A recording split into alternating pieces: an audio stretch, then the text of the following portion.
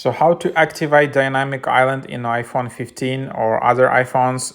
So here, for example, I have my iPhone, and if you just starting with dynamic island, you don't know what that is. Like, this is just like a top black kind of stripe on the top of my screen.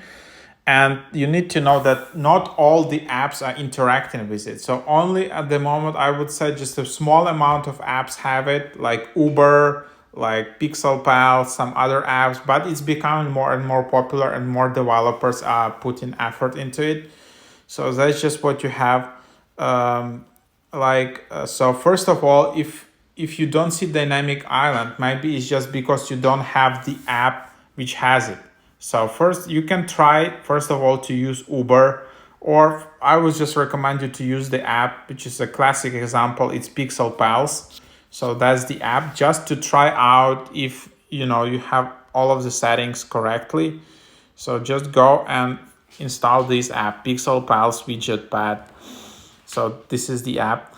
And then when you just open it up, you will have a dynamic island setting. You don't need to use it in every app, but basically when I close the app, now I have my dynamic island active, and I have like some paths running around it. I can change the path, for example, and you see the path is updated in the dynamic island in the top. So that's just what you have. And yep, so something around that. So that's just how I activated it. I basically did nothing, because in most apps which are using dynamic island, it's enabled, activated by default. You can go to settings app and search for example, Pixel Pals or any other app, and make sure that live activities is enabled. So live activities is basically your dynamic island, and it needs to be turned on. So then you just make sure that it's being activated. And after it's turned on, what I did, I just went to my phone, and it's kind of working as it is. So that's just what it is for me.